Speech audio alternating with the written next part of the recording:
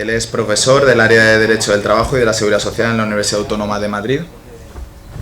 Y bueno, si hemos tenido el placer de escuchar a Tomás Sala, que yo creo que es más que doctrina consolidada del justlaboralismo español, quizás ahora ya estamos hablando de doctrina incipiente, porque Alfonso Esteban Miguel, a pesar de que está iniciándose en esta carrera académica, yo creo que lo está haciendo con pie firme y seguro, porque él es doctor en Derecho por la UAM desde mayo de 2021, con calificación sobresaliente cum laude, y además decía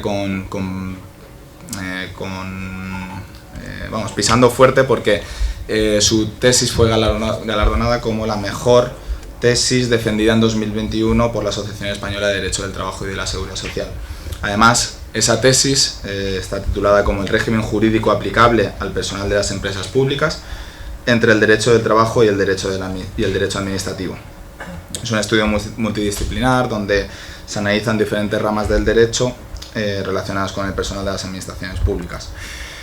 Desde 2011, que inició su carrera investigadora y docente, su línea de investigación versa precisamente, fundamentalmente, sobre las fronteras entre el derecho del trabajo y el derecho administrativo, y en particular sobre las causas del despido colectivo, las relaciones laborales en el sector público, la figura del indefinido no fijo, etcétera, etcétera. Es además investigador del Instituto de Derecho Local de la Universidad Autónoma de Madrid y del Centro de Investigación sobre la Justicia Administrativa, y actualmente está realizando una estancia de investigación en la Carlos III de Madrid. Hoy nos viene a hablar sobre la negociación del poder disciplinario del empresario público. Por tanto, sin más, tiene la palabra. Gracias por desplazarse hasta aquí. Muchas gracias, Óscar, por la presentación. Buenos días a todas y todos. En primer lugar, me gustaría agradecer al comité organizador y en especial al profesor Todori la invitación para participar en este congreso, y por supuesto felicitarles por la organización de estas excelentes jornadas que están siendo muy interesantes, y el acierto en el tema tan importante y complejo como es la negociación colectiva en el empleo público. Es un placer también para mí poder participar, ¿no?, y compartir con extraordinarios ponentes y maestros de la materia de empleo público que me han precedido en el uso de la palabra. Sin más dilación, entro ya en el objeto de mi intervención, que es la negociación del poder disciplinario del empresario público. Espero adaptarme al tiempo que me habéis asignado, ¿no?, y más a estas horas ya complicadas que siempre son las horas de la comida, y dejar tiempo para el debate posterior, que seguramente sea lo más interesante. Mi intervención se va a centrar en 4 puntos, fundamentalmente. En primer lugar, realizaré una delimitación del objeto de análisis, la empresa pública como empleadora, sus singularidades y el marco actual de su actuación. En segundo lugar, realizaré un esquema general de su régimen jurídico laboral, y para poder entender posteriormente la configuración del poder disciplinario y sus lagunas o debilidades. Posteriormente entraré a analizar la regulación del poder disciplinario, y lo haré haciendo un breve esquema del régimen disciplinario aplicable al empleador privado y a las administraciones públicas, para determinar dónde se encuentra realmente la empresa pública y sus propias singularidades. En cuarto lugar, hablaré sobre cómo han recogido los convenios colectivos de las empresas públicas este régimen disciplinario, y en último lugar formularé unas breves conclusiones. Las empresas mercantiles públicas o las entidades de naturaleza jurídico-privada que controla la administración son instrumentos de esta para prestar servicios públicos o intervenir en la economía y en el mercado. Es un grupo numeroso. Ayer estuve refrescando los datos en el inventario de entes del sector público, y hay registradas 1912 sociedades mercantiles públicas con forma jurídica de sociedad mercantil, por aparte de otras entidades que pueden tener naturaleza jurídico-privada que también están. ¿Y cuál es su característica fundamental? La heterogeneidad. Es decir, no solo desde la perspectiva de la administración territorial que tiene el control, las sociedades mercantiles estatales, autonómicas o locales, sino que tienen diferentes dimensiones, desde grandes empresas con plantillas extensas, grandes cifras de negocio, incluso que actúan en el extranjero.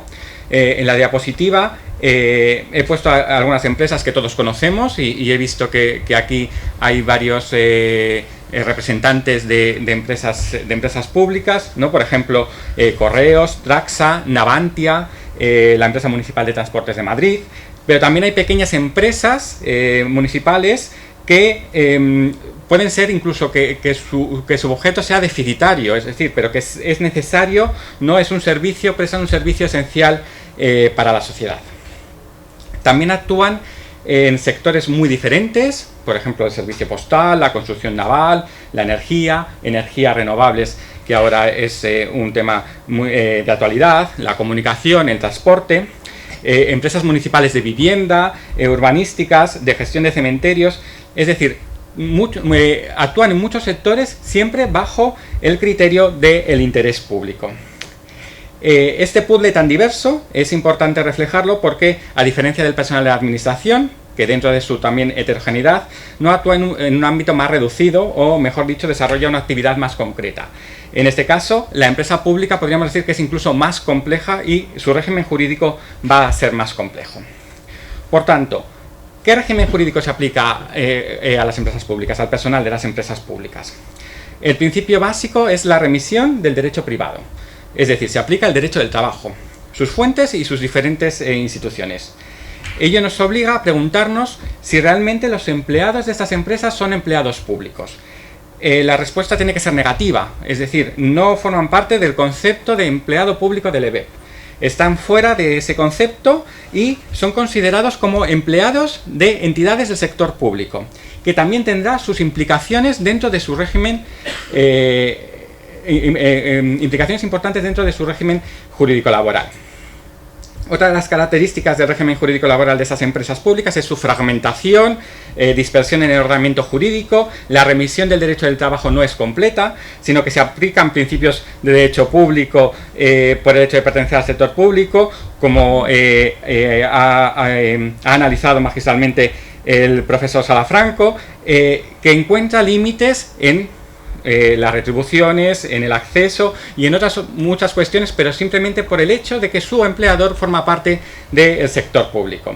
Un ejemplo de esta publificación del régimen jurídico de las empresas públicas la encontramos en la disposición adicional primera del EBEP. Las empresas públicas no entran dentro del ámbito subjetivo, como hemos dicho, del EBEP, pero sí que se aplica esta disposición adicional primera.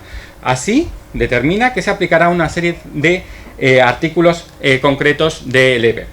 En concreto, el artículo 52, 53, 54, 55 y 59. Para la cuestión que aquí nos interesa, me voy a hacer referencia especialmente a los artículos 52, 53 y 54, que hacen referencia a los deberes de los empleados públicos, los principios éticos y de conducta. Es importante porque hace referencia a la forma de actuar y especial consideración que tienen que tener estos empleados por el hecho de que deben actuar en pro del interés público y sus empleadores gestionan bienes o servicios públicos. Pero hay más ejemplos de aplicación de normas administrativas, como son, por ejemplo, las incompatibilidades de los empleados públicos, que específicamente en el ámbito de aplicación de la norma establece que se aplica a las empresas públicas. Como podemos ver, es un panorama muy complejo, muy fragmentado, como decía anteriormente. Nos obliga a ir mirando norma por norma relacionada con el empleo público para ver si se aplica o no se aplica a este tipo de empresas o que se aplica, y sobre todo porque se suelen aplicar principios de derecho público a una relación jurídico-privada, y eso, el encaje que tiene, es muy complejo. Una vez visto de forma esquemática este régimen jurídico-laboral de las empresas públicas, me voy a centrar en el poder disciplinario. Como he dicho al principio de la intervención, voy a realizar un esquema del poder disciplinario del empresario privado y de la administración pública para luego ver dónde realmente encuadramos a estas empresas públicas. Debemos partir de que el empresario privado, en nuestro sistema legal, tiene atribuido un llamado poder disciplinario que le permita adoptar decisiones sancionadoras sin la necesidad de acudir a las instancias judiciales para la imposición y efectividad. Es sin duda un poder privado que se inscribe dentro del marco del contrato de trabajo y tiene su fundamento en las obligaciones contractuales. El poder disciplinario se contempla en el artículo 58 del Estatuto de los Trabajadores, con un margen importante de configuración de la negociación colectiva. Algunos principios informadores de este poder disciplinario son, por ejemplo, el principio de tipicidad. Nuevamente, en el artículo 58.1 establece que, de acuerdo con la graduación de faltas y sanciones que se establezcan en las disposiciones legales o en el convenio colectivo aplicable, es decir, que nuevamente la negociación colectiva forma parte importante de la regulación de este poder disciplinario. Pero no se aplican otros principios, como el de igualdad. Ya ha reiterado el Tribunal Constitucional que no existe un principio de igualdad ante la ilegalidad en el ámbito privado, tampoco existe un principio de presunción de inocencia propio del campo natural del ámbito penal o procedimiento administrativo sancionador. ¿Qué ocurre con el procedimiento? Por su parte, en el Estatuto lo que se establece es que la imposición de faltas leves no exige un procedimiento y para las sanciones de faltas graves o muy graves requiere la comunicación por escrito al trabajador, haciendo constar la fecha y los hechos que lo motiva, y debiendo informar el empresario al comité de empresa o delegados de personal. También se establece un procedimiento más garantista para todos los representantes de los trabajadores, en virtud, ¿no?, de las garantías que deben regir sus actuaciones. Otro de los puntos importantes que he querido resaltar dentro de este esquema que estoy realizando del poder disciplinario del empleador privado es la prescripción de las faltas. Estamos hablando de que hay un doble plazo de prescripción. En el artículo 60.2 establece que las leves prescribirán a los 10 días, las graves a los 20 días y las muy graves a los 60 días, desde que tuvo conocimiento el empresario. Pero, de todas formas, a los 6 meses de haber cometido la conducta reprochable. Sin embargo, en la administración no es paralelo este sistema. No existe un espejo en el que se pueda ver la administración en el procedimiento disciplinario. En el ámbito del empleo público, las infracciones disciplinarias salen del marco contractual que rige en el empleo privado y entran en incumplimientos que se suelen reconducir a las lesiones del interés público. Esto provoca que exista un marco normativo más estricto, pero a la vez también se traduce en la recepción de más amplia de garantías del sistema. Porque el empleado público tiene, por su propia naturaleza y la actividad que realiza, una serie de deberes y obligaciones que no afectan al empleador del sector privado.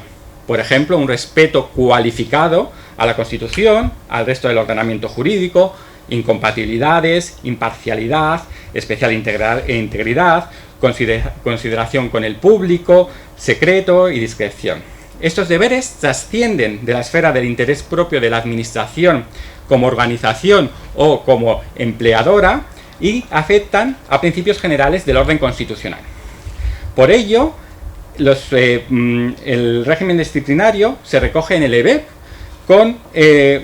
que intentaba conseguir una unificación prácticamente del régimen disciplinario del personal funcionario y del personal laboral. Esta unificación no es del todo cierto, realmente, porque deja en manos de la normativa de desarrollo y de los propios convenios colectivos para el personal laboral la tipificación de las faltas graves y leves. Por lo tanto, ese interés que tenía esa idea que tenía el EBEP no se ha conseguido.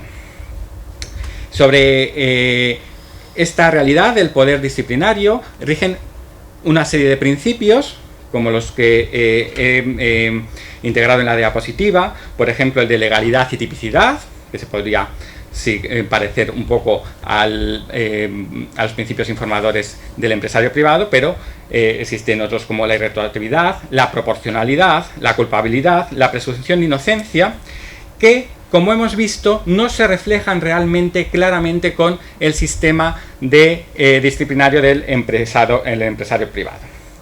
¿Qué ocurre con el procedimiento? Pues que el artículo 98 del EBEP establece como principio básico que no podrán imponerse sanciones por la comisión de faltas muy graves o graves, sino mediante el procedimiento previamente establecido. Para las faltas leves basta simplemente con la audiencia al interesado. El problema es que el procedimiento reglamentario no se ha establecido en el EBEP, no está regulado en el EBEP, por lo que habrá que estar a lo que contemplen los convenios colectivos y que respeten estos principios del EBEP y del propio Estatuto de los Trabajadores. Por último, igual que he hecho con el poder disciplinario del empresario privado, vemos la prescripción de las faltas y es llamativa la diferencia clara, ¿no?, del tiempo de prescripción.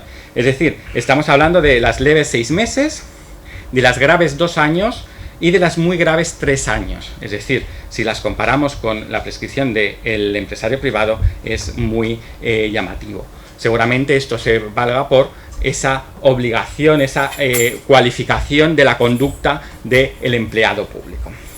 Entonces, aquí, ¿dónde se encuentran las empresas públicas? Pues las empresas públicas podemos decir que se encuentran en una posición intermedia de estos dos sistemas. El régimen jurídico aplicable es el privado, de eso no hay duda, porque no está establecido que haya que seguir el sistema establecido en el EBEP. Por lo tanto, hay que acudir al contenido del Estatuto de los Trabajadores. Sin embargo, estas empresas públicas, como he ido adelantando, tienen sus propias singularidades también en este poder disciplinario. Lo primero que hay que tener en cuenta son los principios que informan la actuación de la administración, también cuando actúa por medio interpuesto, es decir, en este caso por una empresa pública. No me estoy refiriendo en absoluto de supuestos patológicos o de conductas ilícitas de la administración, sino simplemente por su propia actuación mediante entes interpuestos, mediante entes de naturaleza privada. Tiene que respetar una serie de principios de actuación administrativa que se verá también reflejo en esta relación de trabajo y en esta relación del poder disciplinario. Así, por ejemplo, se deberá aplicar el principio de igualdad e interdicción de la arbitrariedad, que es propio, ¿no?, inherente a la administración, y principios de derecho administrativo, pero que se tienen que regir también en esta cuestión del empresario, de la empresa pública. También se tendrá que regular un procedimiento con garantías a estos trabajadores de las empresas públicas. Por otro lado, hay que tener en cuenta esta mayor sujeción que hemos visto que tienen los empleados de las empresas públicas en su conducta y sus deberes. Traigo a colación la obligación de respetar los códigos de conductas, principios éticos y de conductas, ¿no? El esquema de los artículos 52, 53 y 54 remite necesariamente al análisis del régimen disciplinario. Pero no solamente estas obligaciones de conducta, sino también otros ejemplos, por ejemplo, la exigencia de responsabilidades en el caso de incumplimiento de los procesos de selección, cuando lo podamos derivar a un poder disciplinario, a un procedimiento disciplinario, que también están incluidas esas empresas públicas cuando tienen que respetar esos principios y no lo hacen, y se derivan responsabilidades del empleador, del trabajador que ha tenido que ver en ese proceso. Por lo tanto, en este caso, el papel que debe jugar la negociación colectiva es fundamental. ¿Por qué? Porque es el instrumento llamado realmente a regular estas cuestiones singulares de la empresa pública y adaptar este régimen complejo de derecho privado con principios de derecho público y que no está realmente regulado. Falta esa regulación, y el convenio colectivo, la negociación colectiva, debería ser la llamada a homogeneizar y a adaptar esas circunstancias. ¿Pero esto es así? Pues bueno, ¿cómo han recepcionado realmente los convenios colectivos el poder disciplinario en las empresas públicas? Lo primero que hay que decir es que son pocos los convenios colectivos de empresas públicas. Es decir, las grandes empresas públicas, ¿no?, las más importantes, las que tienen seguramente más medios, ¿no?, y más poder de negociación, son las que han realizado, tienen convenios colectivos propios. El resto habrá que acudir al convenio colectivo sectorial. Y también esta cuestión se dibuja en ese panorama que hemos visto, en ese puzzle que hemos visto al principio, ¿no?, pues de esa diversidad que hay de empresas públicas, y también se traslada a esta cuestión de los convenios colectivos. la regulación se hace de forma desigual. Es decir, hay mucha diferencia entre convenios colectivos que lo regulan de forma detallada, este poder disciplinario, a convenios colectivos que simplemente califican las faltas y no realizan mucho más relativo a este poder disciplinario. En la mayoría, como decía, de los convenios colectivos no hay referencia a la concreción de faltas relacionadas con las especialidades de la conducta de los empleados públicos o las incompatibilidades. Hay excepciones, por ejemplo, el convenio colectivo de correos, que dice que el ejercicio de actividades públicas o privadas incompatibles con el desempeño de las tareas desarrolladas en la empresa, la ocultación de situaciones de incompatibilidad y, en general, el incumplimiento de la normativa específica en esta materia serán calificadas como faltas muy graves. Pero no existe realmente ese reflejo, ¿no?, que hemos hablado que realmente debería incorporar la negociación colectiva, el convenio colectivo, de estos deberes especiales del empleado público. Con relación al procedimiento pasa exactamente lo mismo. Normalmente lo que se hace es realizar un procedimiento muy simplificado o incluso podríamos decir esquemático en los convenios colectivos. Es el caso, por ejemplo, de Navantia, en el que simplemente esquematiza realmente lo que debería ser el procedimiento disciplinario.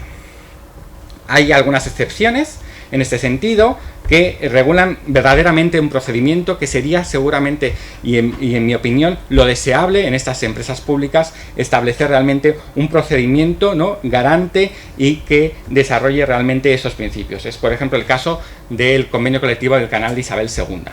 En este convenio colectivo del Canal de Isabel II se establece claramente cómo se debe realizar este expediente disciplinario, las diferentes fases de incoación, desarrollo, conclusiones, y se ajusta al procedimiento, es decir, establece los plazos que deben regir para estos procedimientos, quién son los órganos competentes, quién deben integrar esos órganos competentes a la hora de establecer todo este procedimiento disciplinario, así como también establece un sistema de garantías al trabajador que se ve afectado por este procedimiento disciplinario, y es importante tenerlo recogido, sobre todo para dar una seguridad jurídica nuevamente tanto al trabajador como a la empresa de la forma que debe actuar en estos sistemas. Ya para concluir, he reflejado unas pequeñas conclusiones, que es un poco lo que se ha venido comentando anteriormente y he comentado yo. Podemos decir que el régimen jurídico laboral de las empresas públicas es complejo y dificulta mucho la gestión del personal. ¿Por qué? Porque no tenemos realmente un sistema propio establecido legalmente, sino que tenemos un sistema privado que está, evidentemente, son sociedades mercantiles, sí, pero se rigen por el interés público y tiene el control de la administración, por lo tanto no se puede aplicar tal cual. Pero tampoco la solución es aplicar principios de derecho administrativo que tienen poco encaje. Entonces, creo que sería necesario concretar un régimen jurídico laboral propio que respaldara las necesidades de estas empresas públicas y que realmente apostaran por estas empresas públicas y que no fueran una traba, ¿no?, para que estas empresas públicas pudieran actuar tanto en el servicio público como en el propio mercado, porque es verdad que actúan en el mercado, pero tienen que ser garantistas con este principio. Y por último, también me gustaría hacer hincapié en esta infrautilización de la negociación colectiva para adaptar las singularidades, especialmente del régimen disciplinario, a las empresas públicas. Se debería hacer un esfuerzo en esta materia de integrar realmente estos principios que hemos visto que se aplican a las empresas públicas y un procedimiento reglamentario que venga establecido. Es cierto, y como ha dicho el profesor Todolí, es cierto que en el sector público, no todas estas instituciones propias del derecho del trabajo, pues hay muchas veces que hay muchas reticencias a tomarlas. Las administraciones titulares de estas empresas públicas o que tengan el control normalmente son reticentes a esos poderes de negociación, pero es cierto y es necesario que se utilicen, al menos hasta que el legislador, que creo que no lo quiere hacer, no lo va a hacer porque esto lleva muchos años y no quiere aclararlo. Entonces, como el legislador no lo tiene que hacer, hay un sistema de fuentes importante, que es la negociación colectiva, es un instrumento importante que se debería tomar en cuenta, sobre todo para esto, para aclarar estas situaciones, dar seguridad jurídica tanto al trabajador como a los gestores de las empresas públicas que puedan actuar en este sentido. Sin más, os agradezco la atención y quedo a vuestra disposición para las preguntas, sugerencias o el debate que queréis hablar. Muchas gracias.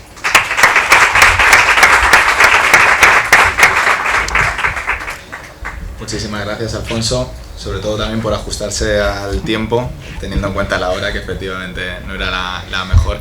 Y dicho esto, vamos a abrir el turno de preguntas. ¿Tenemos alguna pregunta en la sala? Bueno, muchas gracias por la exposición. Más que una pregunta, es un comentario. Yo creo que la respuesta me la sé, ¿no? Pero recientemente hemos negociado, yo soy responsable en comisiones obreras, llevo algunas empresas públicas, en este caso en una fundación de aquí del País Valenciano, y cuando hemos ido a registrar el convenio en el cual hemos regulado el procedimiento disciplinario de la forma que estás comentando, porque creo que es así, cuando ha llegado a registro a la autoridad laboral nos ha devuelto una serie de cuestiones y nos ha llegado a decir que son de aplicación las faltas muy graves. Entonces quiero asegurarme de que no soy yo la que está equivocada, sino la autoridad laboral. Porque a mi modo de ver, efectivamente, el Estatuto Básico plantea las faltas muy graves para aplicar al personal laboral de las administraciones públicas, que no del sector público. Pero como nadie ha pedido la palabra, pues así lo confirmo, si es así o no. ¿Quieres responderle más preguntas o prefieres como quieras? Estoy de acuerdo completamente, no sigue el esquema del EBEP porque evidentemente solamente se aplican los artículos de la disposición adicional primera. Por lo tanto, todo ese tipo de regulación no se aplica a las bueno, en este caso a la fundación pública, y creo que está siendo cierto. Creo, y se está grabando, pero lo diré aún así, que hay mucho desconocimiento en todos los ámbitos del sector público empresarial, porque muchas veces o nos pasamos de garantistas o nos pasamos de laxos. Es decir, en este sistema o solamente valen dos puntos, el privado o el público, y normalmente pues aplicamos el público, ¿no? que es el que más gusta en este sentido. Negaré haber dicho esto, aunque haya quedado grabado, pero es así. Al final, el desconocimiento de este sistema, y es el no apostar realmente por un régimen jurídico aplicable, claro, porque seguramente venga de un proceso de querer eliminar esa parte del sector público, de querer realmente quedarnos con las administraciones públicas, pero si es así, cambiemos el sistema, apostemos simplemente por la administración pública, no por el sector público, que yo soy defensor porque creo que sí que tiene su sentido y tiene su actuación, pero es eso, es el desconocimiento muchas veces de este sistema, incluso por los propios tribunales, que hay muchas veces que no sabes lo que están desarrollando en este sistema porque aplican pues normas que no deberían aplicar. Y muestra de ello es, ¿no?, esa ida y vuelta de los tribunales, y sobre todo del Tribunal Supremo, de ahora se aplica la disposición adicional primera, ahora no, ahora sí, ahora no, entonces no sabemos dónde nos encontramos. Gracias. ¿Hay alguna otra pregunta en la sala? Si no la hay, yo voy a aprovechando aquí la posición privilegiada que tengo, sobre todo para hacer una reflexión, aunque también lanzar alguna pregunta al ponente. Ha comentado que realmente la negociación colectiva en el ámbito del sector público es muy reducida en materia del procedimiento disciplinario, y es ahí donde quiero centrar la cuestión.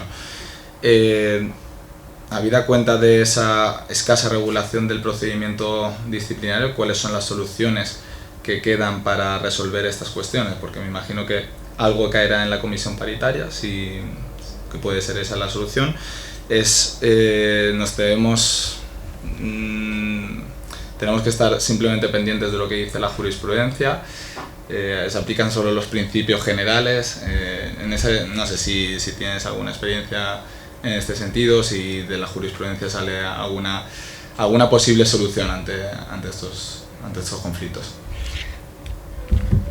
No sé muy bien qué contestarte, porque sobre todo es eso, si no se ha hecho bien el trabajo previo de negociación colectiva, bien no estoy echando ni la culpa a los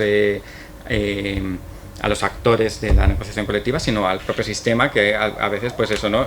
Incluso se llegan a acuerdos que luego nos echan para atrás. ¿Dónde queda esta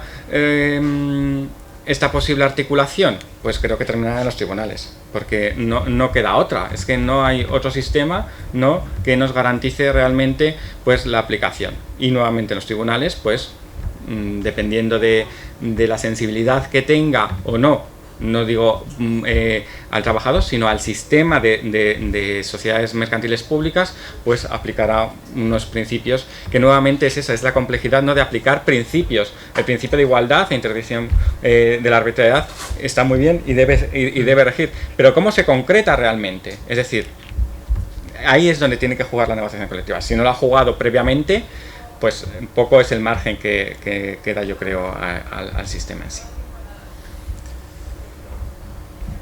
Bien, pues se mantiene abierta la posibilidad de hacer alguna otra pregunta, y si no, yo creo que con el visto bueno de los directores podríamos concluir la mañana de hoy, que ya llevamos unas horas y me imagino que estamos todos un poco cansados y con ganas de irnos a comer. Pues muchísimas gracias a todos los ponentes que han participado, a los asistentes por la atención prestada, y nos vemos mañana ya con la continuación de esta jornada.